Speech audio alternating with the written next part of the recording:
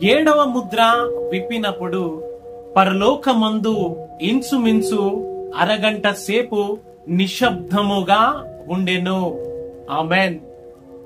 సర్వాధికారి అయిన దేవుడు భవిష్యత్తులో జరగబోవు భవిష్యత్ కాల జ్ఞానాన్ని నీకు తెలియచేస్తూ ఉన్నాడు.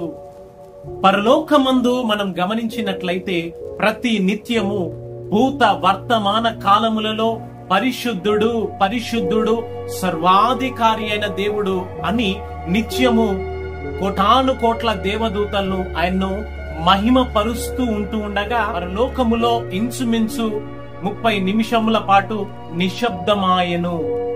ఒక దూత ధూపార్తిని బలిపీఠము మీద అగ్నిని తీసుకొని భూమి మీద పడవేయగా ఉరుములు మెరుపులు భూకంపము కలిగెను. ఈ యొక్క యుగ సమాప్తిని నాశనమును భయంకరమైన తెగుళ్ళు కలుగజేయబోయు 7 బూరలు చేత పట్టుకున్న 7 దూతలు సిద్ధముగా ఉన్నవి.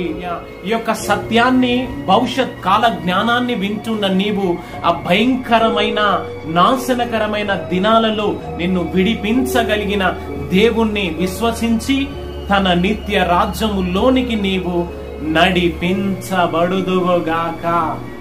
ఆమేన్.